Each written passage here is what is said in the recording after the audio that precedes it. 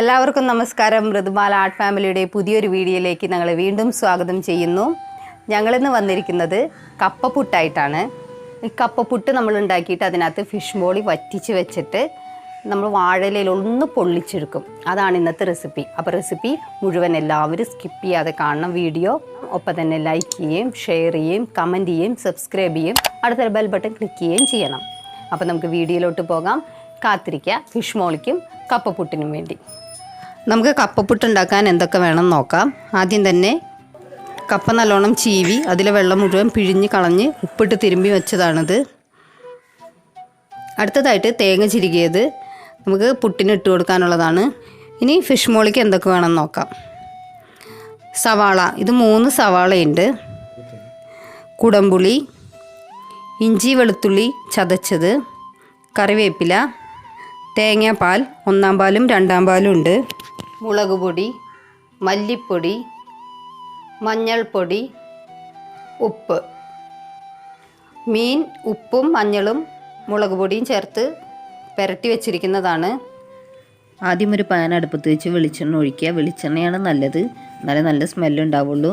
വെളിച്ചെണ്ണയിലേക്ക് ഇത്തിരി കറിവേപ്പില ഇട്ട് കൊടുക്കാം. കറിവേപ്പില മൊരിഞ്ഞ് വരുമ്പോൾ മീൻ വെച്ച് കൊടുക്കാം. മീൻ നല്ലോണം മൊരിയണമെന്നില്ല, ഒരു ഷാലോ ഫ്രൈ ആയാൽ മതി. ഒരു വശം വെന്ത് കഴിയുമ്പോൾ അത് നമുക്ക് പയ്യെ മറിച്ചിട്ട് കൊടുക്കാം.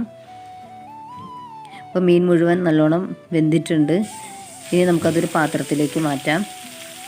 നമ്മൾ ഈ വെളിച്ചെണ്ണ തന്നെയാണ് കറിക്ക് ഉപയോഗിക്കുന്നത്.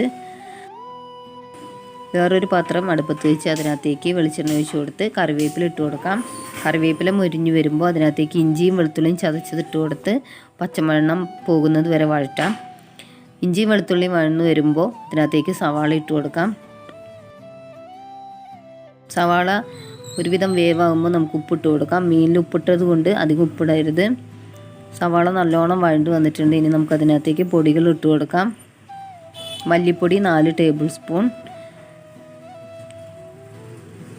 മഞ്ഞൾപ്പൊടി 1/4 ടേബിൾ സ്പൂൺ, മുളക് പൊടി 1 ടേബിൾ സ്പൂൺ. എരിവ് കൂടുതൽ വേണമെങ്കിൽ നിങ്ങൾക്ക് പച്ചമുളക് ഇട്ട് കൊടുക്കാം. ഈ മസാലകളുടെ ഒരു പച്ചക്കുത്ത് മാറുമ്പോൾ അതിനകത്തേക്ക് തേങ്ങാപ്പാൽ ഒഴിച്ച് കൊടുക്കാം. ഞാനിവിടെ 1-ാം പാലും 2-ാം പാലും ഒരുമിച്ചാണ് ഒഴിക്കുന്നത്. ആദ്യം 2-ാം പാൽ ഒഴിച്ചിട്ട് പിന്നെ വറ്റി വരുമ്പോൾ 1-ാം പാൽ ഒഴിക്കണമെങ്കിൽ ഒഴിക്കാം. തേങ്ങാപ്പാൽ ഒന്ന് തിളയ്ക്കുമ്പോൾ നമുക്ക് അതിനകത്തേക്ക് കുടപ്പുളി ഇട്ട് കൊടുക്കാം. പുളി നമ്മളുടെ രുചിക്ക് ആവശ്യത്തിന് കൂട്ടുകയോ കുറയ്ക്കുകയോ ചെയ്യാം. അപ്പോൾ ഞാൻ ഇത്തിരി ഉപ്പും കൂടി ഇട്ട് കൊടുക്കുന്നുണ്ട്. പാൽ നല്ലോണം തിളച്ച് വരുമ്പോൾ നമുക്കതിനകത്തേക്ക് വറുത്ത മീൻ ഇട്ട് കൊടുക്കാം. ഇനി നമ്മൾ അധികം ഇളക്കാൻ പാടില്ല. മീൻകറി തിളയ്ക്കുന്ന നേരത്ത് നമുക്ക് പുട്ടുണ്ടാക്കാം. അതിന് വേണ്ടിയിട്ട് ഞാൻ ചിരട്ടപ്പുട്ടാണ് എടുത്തിരിക്കുന്നത്. പുട്ടിൻ്റെ മോൾഡിലേക്ക് കുറച്ച് തേങ്ങ ഇട്ട് കൊടുത്ത് അതിനകത്തേക്ക് കപ്പിട്ട് കൊടുത്ത് മുകളിൽ ചെറുതായി ഒന്ന് തേങ്ങ ഇട്ട് കൊടുക്കുന്നുണ്ട്. അത് നമുക്ക് വേവിച്ചെടുക്കാം. പുട്ടിവിടെ വെന്തുകൊണ്ടിരിക്കുകയാണ്. ആ സമയം കറി എന്തായി നോക്കാം. കറി നല്ലോണം തിളച്ച് കുറുകി വന്നിട്ടുണ്ട്. നമുക്കിനി പുട്ട് ഒരു വാഴയിലയിലേക്ക് മാറ്റാം. വാഴയില ചെറുതായിട്ടൊന്ന് വാട്ടിയതാണ്. നമ്മുടെ ഫിഷ് മോളി നമുക്ക് കപ്പയിലേക്ക് വെച്ച് കൊടുക്കാം. ചാറ് കൂടുതൽ വേണമെങ്കിൽ നിങ്ങൾക്ക് ചാറ് ഒഴിച്ചു കൊടുക്കാം. എന്നിട്ട് ഇല പൊട്ടാതെ ഫോൾഡ് ചെയ്തെടുക്കാം. ഇല ഫോൾഡ് ചെയ്തതിന് ശേഷം വാഴനാര് കൊണ്ട് കെട്ടി വയ്ക്കുക.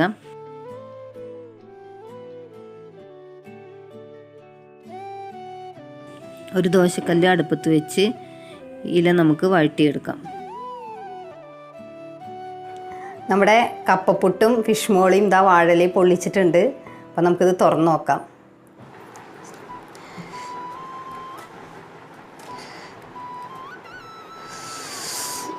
അപ്പം നമ്മുടെ കപ്പപ്പുട്ട് ഫിഷ് മോളി എങ്ങനെ ഇരുന്ന് കഴിച്ചു നോക്കാം.